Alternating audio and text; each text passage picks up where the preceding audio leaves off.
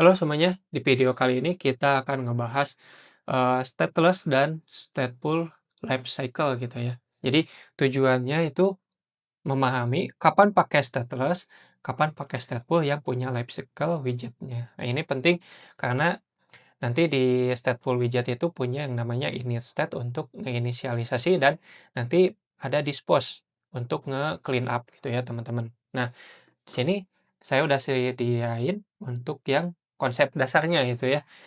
Jadi di stateless ini yaitu benda mati gitu ya. Kita bahasnya benda mati tidak berubah setelah ada perubahan gitu ya atau setelah dibuat.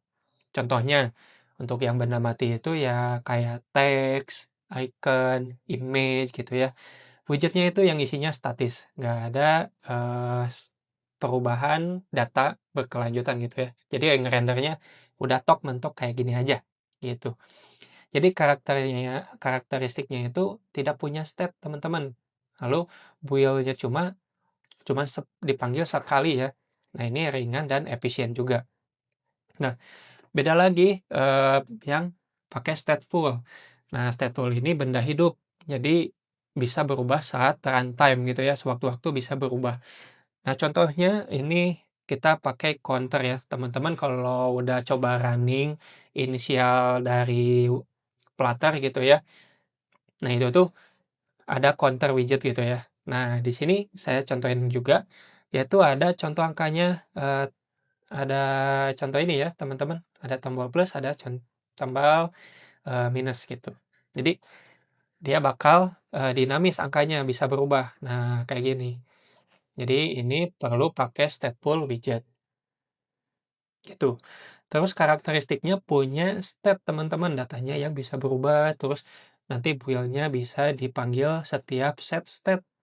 Dan ini sedikit berat ya teman-teman tentunya dibandingkan dengan stateless. Tapi kita butuh juga untuk ngebuat perubahan data kayak gitu. Nah, di sini kita contohin teman-teman untuk yang stateful ini ya. Nah, di sini saya punya simple counter teman-teman, yaitu tipenya stateful widget kelasnya. Dan di sini saya punya count, ini yang bakal kita ubah-ubah datanya gitu.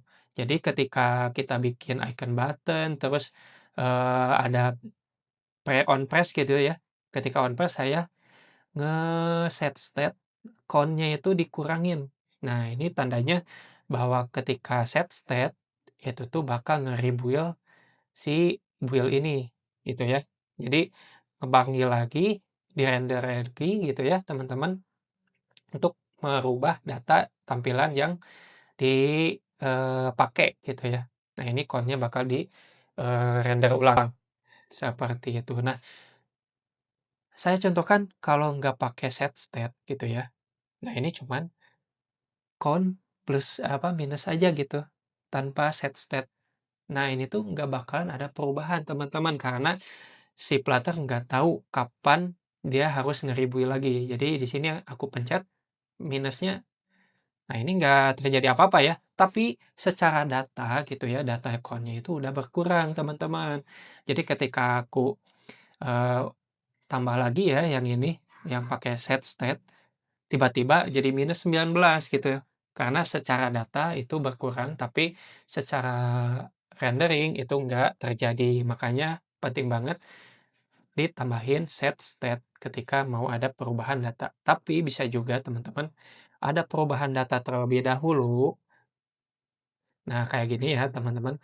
Tapi di belakangnya itu dipanggil set state-nya. Nah, ini ngasih tahu ke Flutter bahwa habis ngejalanin semua data, semua metode, kita pengen nge-rebuild lagi gitu si build ini, nge-render lagi. Ini bisa juga. Jadi ketika saya pencet minusnya, ini bisa. Jadi nggak mesti harus di dalam set state ini. Gitu ya teman-teman.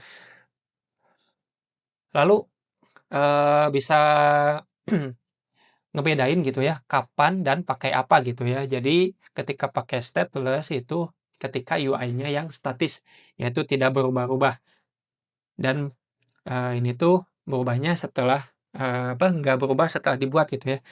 Lalu untuk yang pakai stateful, itu tuh untuk yang UI-nya dinamis dan ada interaksi dari user, gitu. Untuk, implementasiannya seperti ini ya.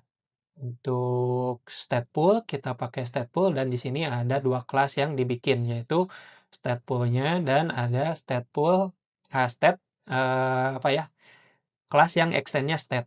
Jadi ada 2 yang perlu kita buat ya kelasnya. Ya ini untuk yang nge-extend stateful-nya dan nge-extend si state-nya. State-nya yang nge-build sama yang butuh, data-data yang bakal di-rebuild-nya apa aja. Kalau yang stateless itu lebih simple, teman-teman. Ketika kita bikin stateless widget, misalnya kita simple stateless.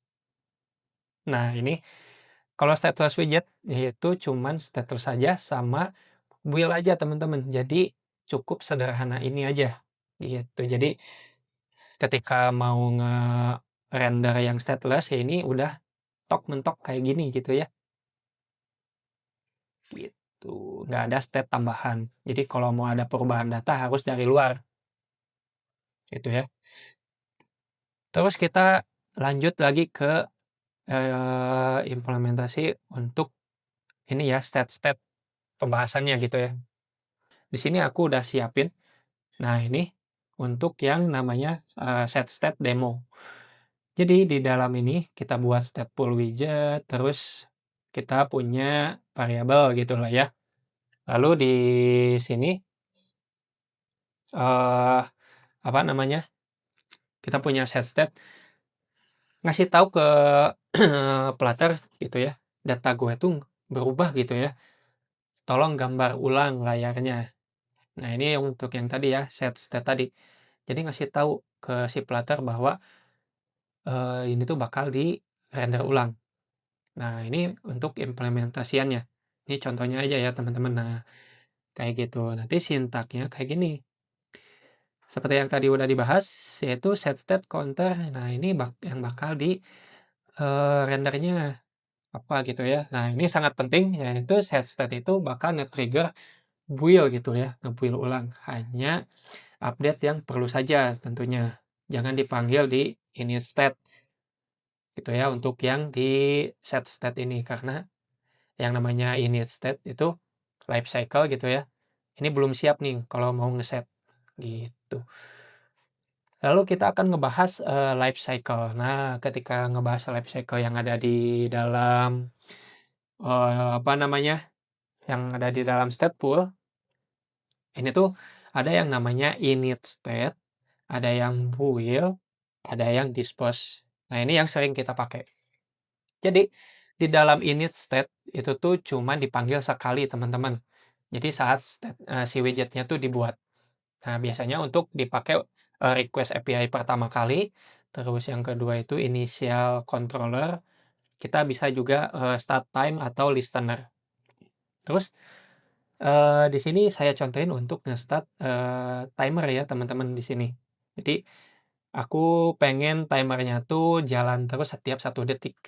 Nah, jadi aku pengen bikin listener timer, ini tetap di dalamnya kita pakai set state di dalam timernya biar ngerubah data yang ada di sini, gitu ya.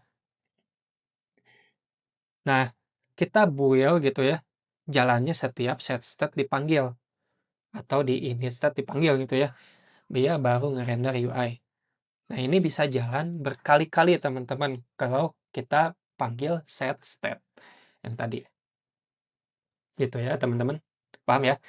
Nah, di sini ada satu lagi yang namanya dispose. Nah, ini penting sekali teman-teman untuk lifecycle yang dispose ini. Ini nih jalan sekali ketika si widgetnya dihapus gitu ya. Ini kita bisa nge-cancel timer yang tadi, terus kita harus nge-close controller, terus nge-unsubscribe listener yang tadi kita udah listen di awal di init state. Karena kalau lupa dispose, timer akan terus jalan teman-teman, HP-nya jadi panas. Yang kedua, listener masih aktif, memory leak, dan ada controller yang tidak ditutup. Biasanya ada bug aneh-aneh lah gitu. Jadi hasilnya HP-nya panas, boros baterai. Kalau misalnya lupa di dispose. Makanya di sini ada override gitu ya. Jadi biasanya life cycle di apa namanya? dibungkusnya itu pakai override method gitu ya, karena udah ditentuin di awal. Jadi di sini ada dispose, timernya jangan lupa di-cancel, karena kalau nggak di-cancel ini tuh timernya jalan terus. Jadi ketika aku pindah ke sini, nah si widget yang ada di life cycle ini tuh bakal di-dispose teman-teman. Dispose-nya bakal kepanggil. Nah, biar tahu teman-teman, coba di print aja teman-teman. Print, ini tuh init, state, kepanggil, dan kita panggil juga untuk yang dispose. Kita coba clear, kita masuk lagi ke life cycle. Ini ke init lagi dong, ya teman-teman. Karena kepanggil lagi, ke render lagi, jadi ke init lagi, init state-nya. Ketika saya pindah ke set state, nah ini ke dispose si life cycle widget gitu ya. Jadi ini sangat penting untuk close yang ada eh, apa subscription-nya atau controller-nya gitu. Oke, teman-teman segitu aja untuk video kali ini. Semoga bisa dipahami. Terima kasih.